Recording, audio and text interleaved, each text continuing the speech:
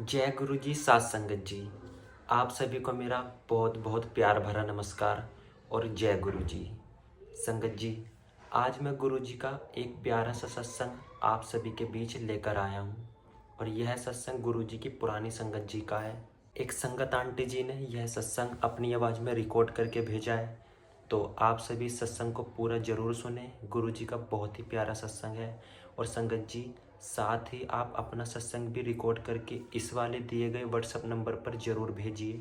आप सभी का सत्संग भी इसी तरह से इसी चैनल पर ज़रूर शेयर किया जाएगा। तो चलिए संगत जी, अब सीधा सत्संग की तरफ चलते हैं। जय गुरु जी। जय गुरु जी। शुक्राना गुरु जी। सारी प्यारी सात संगत को जय गुरु जी। ओम नमः शिवाय। शिव जी सदा सहाय। ओम नमः शिवाय। गुरु जी सदा सहाय। संगत जी, मैं गुरु जी का लख लख शुक्राना करना चाहती हूँ। गुरु जी ने मुझे बहुत बहुत प्यारी सेवा दी है। अपनी 2 पुरानी संगत के सत्संग मुझे रिटर्न फॉर्म में दिए हैं, जो मैं अभी आपको बोलकर सुनाऊंगी। और ये सत्संग सुनाते वक्त संगत जी और गुरु जी, मुझसे कोई भी गलती हो जाए तो मुझे माफ़ कर दीजिएगा। पहला सत्संग गोपाल सेठी जी का है। वो कहते हैं, मेरी पत्नी 18 वर्ष से रोगग्रस्त थी। 1982 में उसके शरीर की गांठें उभर आई थी, जिनमें तपेदिक रोग के कीटाणु थे। अति क्षीण काया और तीव्र औषधियों के कारण उसे विभिन्न प्रकार के रोग होने लगे।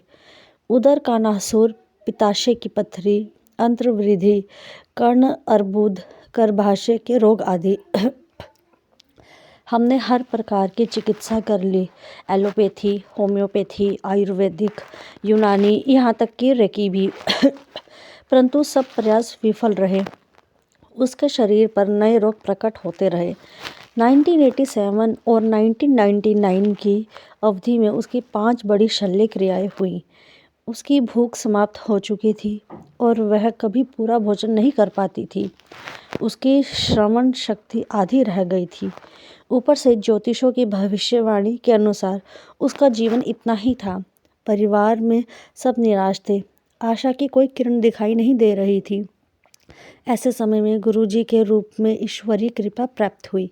उनके बारे में हमें एक पारिवारिक मित्र ने बताया और 20 फरवरी 2000 को उनके प्रथम दर्शन हुए। संगत के उस पहले दिन की शांति की प्राप्ति हुई और हम आश्वस्त हुए। चिकित्सकों के अनुसार मेरी पत्नी को किसी भी प्रकार के तेल की चुटकी भर मात्रा से अधिक और मसाले वाला भोजन निषिद्ध था। उसे 8 बजे से पूर्व भोजन करना होता था। संगत में गुरुजी ने 9 बजे उसे मुट्ठी भर शुद्ध घी से बना हुआ कड़ा प्रसाद दिया और 1 घंटे के उपरांत हमने लंगर किया, जिसमें मसालेदार भोजन था। घर लौटने पर हम सोच रहे थे कि होने वाली यातना को वह कैसे सह पाएगी। घर पर 7 बजे भोजन करने पर भी वह व्याकुल रहती थी और अर्धरात्रि तक उसे नींद नहीं आती थी। परंतु उस दिन 20 फरवरी को वह तुरंत सो गई और रात भर चैन से सोई। उस दिन से वह बिना किसी परेशानी के सामान्य भोजन करती आ रही है। मार्च के प्रथम सप्ताह में महाशिवरात्रि को हम पहली बार बड़े मंदिर गए। गुरुजी का आशीर्वाद, उनका प्रसाद और लंगर करते ही उसके सब रोग विलीन हो गए। उसे शरीर में एक अद्भुत स्फूर्ति और ताजगी का अनुभव हुआ। कुछ दिन पश्चात हम फिर चकित हुए जब उसने कहा कि टीवी का स्वर बहुत अधिक है। यह वही थी जिसे अपनी कमज़ोर श्रवण शक्ति के कारण फ़ोन की घंटी भी सुनाई नहीं देती थी। 18 वर्ष की वेदना 18 दिन में समाप्त हो गई थी। कहने का तात्पर्य यह नहीं है कि गुरुजी को कृपा करने के लिए अतिरिक्त समय की आवश्यकता है। वह तो सदा ऋषि कर रहे हैं। हम योग्य होने पर ही उसे ग्रहण कर सकते हैं। इन महापुरुष के पलक झपकते ही सृष्टि की रचना अथवा इति हो जाती है। अनगिनत आत्माएं शरीर रूप लेती हैं और त्याग देती हैं।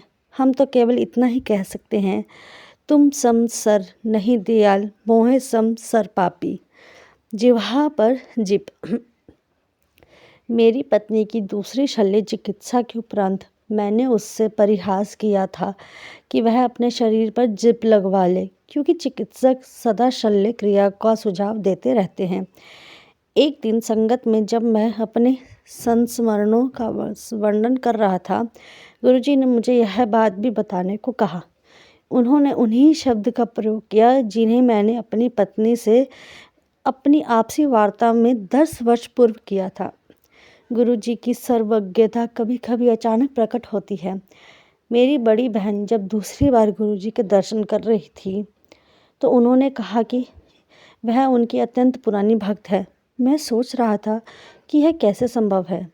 उसी समय मुझे आभास हुआ कि वह बचपन से शिव को पूजती रही है और प्रत्येक सोमवार को व्रत रखती आई है। यह एक अति महत्वपूर्ण क्षण था। गुरुजी ने अपनी वास्तविकता बताई थी।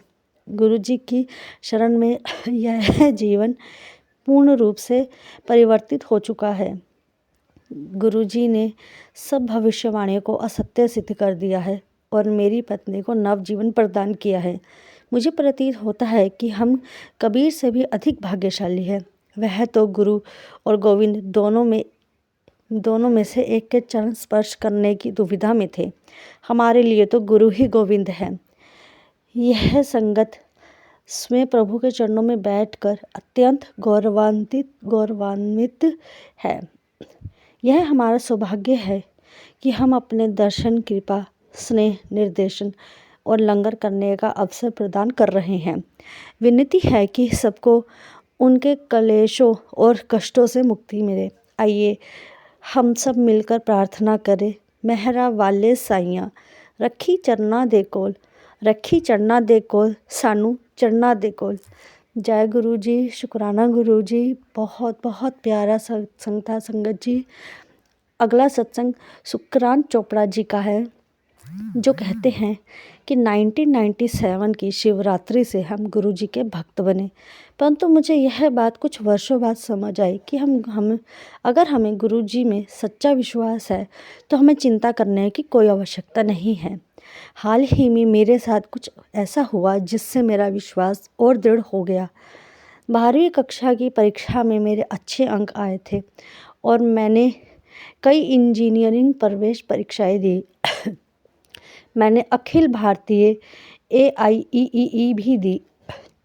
घर पर जब मैंने अपने लिखे गए उत्तरों से हिसाब लगाया तो मैं डर गया, क्योंकि अच्छे विश्वविद्यालयों का पिछले वर्ष के जो न्यूनतम अंक कट ऑफ थे उससे मेरे अंक बहुत कम बन रहे थे और मुझे लगा कि अच्छे विश्वविद्यालयों में प्रवेश लेने का मेरा सपना अब पूरा नहीं होगा।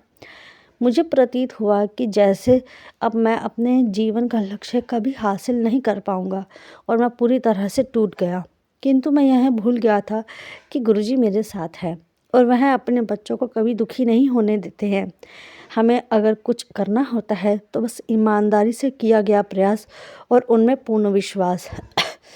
कुछ ही दिनों में वेल्लोर प्रौद्योगिकी संस्थान VIIT का परिणाम आया तो एक प्रतिष्ठित विश्वविद्यालय है और मेरी अखिल भारतीय श्रेणी इतनी थी कि मुझे अपने इच्छा अनुसार पाठ्यक्रम में आसानी से दाखिला मिल सकता था। मेरे माता पिता और मैं आश्वस्त हो गए कि इस श्रेणी के फलस्वरूप मुझे चंडीगढ़ के एक सरकारी विश्वविद्यालय में भी अवश्य दाखिला मिल जाएगा। चंडीगढ़ क्षेत्र के न्यूनतम अंकों का मानक उस बार नीचे गिर गया और हम जानते थे कि इसके पीछे किनका हाथ था। मेरे माता पिता और विशेष रूप से मेरे दादा दादी इस बात से बहुत प्रसन्न थे कि अब मैं चंडीगढ़ में ही पढ़ाई कर सकता था और मुझे यह तमिलनाडु जैसी दूर जगह जाने की आवश्यकता नहीं होगी। पहली परामर्श प्रक्रिया काउंसलिंग में मुझे चंडीगढ़ के एक सरकारी विश्वविद्यालय में अंतिम सीट मिली। मुझे अच्छा लगा, परंतु मैं संतुष्ट नहीं था। मैं ऐसी जगह पढ़ाई नहीं करना चाहता था जहां केवल परीक्षा और अंक ही महत्वपूर्ण हो। उस समय मेरी माँ को सपने में गुरुजी के दर्शन हुए और उन्होंने बताया कि मैं पंजाब विश्वविद्यालय में पढ़ाई कर रहा हूँ। मेरे अंतिम परामर्श प्रक्रिया में वही हुआ जो गुरुजी का आदेश था। पंजाब विश्वविद्यालय में मुझे रासायनिक अभियांत्रिकी विभाग में प्रवेश मिला उस साल अखिल भारतीय न्यूनतम अंक मानक 12,000 श्रेणी तक गिरा, केवल मेरे लिए। वो इतना ना तो इससे पहले कभी गिरा था और ना ही इसके बाद कभी गिरा। यह गुरुजी के अतिरिक्त और कौन कर सकता था। अब मैं रसायन विज्ञान में स्नातक के दूसरे वर्ष में पढ़ रहा हूँ और मेरी पढ़ाई बहुत अच्छी चल रही है। मेरी श्रद्धा मुझसे यही कहती है, गुरुजी नु मन के मनो ना कि मंग के मनो। गुरुजी में श्रद्धा का मापदंड गुरुजी द्वारा हमारी इच्छाओं की पूर्ति नहीं होना चाहिए, अपितु हम उनके बताए मार्ग का कैसे अनुपालन करते हैं यह होना चाहिए। गुरुजी ईश्वर हैं और ईश्वर गुरुजी हैं। जय गुरुजी। शुक्राना गुरुजी। सारी प्यारी साथ संगत को जय गुरुजी। संगत जी, ये सत्संग सुनाते वक्त मुझसे कोई भी गलती हो गई हो तो मुझे माफ़ कर दीजिएगा। गुरुजी आप भी माफ़ कर दीजिएगा। दोनों सत्संग बहुत अच्छे थे। जय गुरुजी। शुक्राना गुरुजी। संगत जी, बहुत ही प्यारा सत्संग था और मुझे पूरी उम्मीद है कि आपको भी यह सत्संग बहुत ही पसंद आया होगा। और आंटी जी ने भी इस सत्संग को बहुत ही अच्छे से सुनाया। आंटी जी का भी बहुत बहुत धन्यवाद। संगत जी, ऐसे प्यारे प्यारे सत्संग रोज़ सुनने के लिए इस चैनल को ज़रूर सब्सक्राइब करें और अपना सत्संग भी ज़रूर शेयर करें। संगत जी, अब मिलता हूँ किसी अगले सत्संग में। तब तक के लिए जय गुरु जी। शुक्राना गुरु जी। अनंतम अनंतम शुक्राना। जय गुरु जी। प्यारी संगत जी, जय गुरु जी।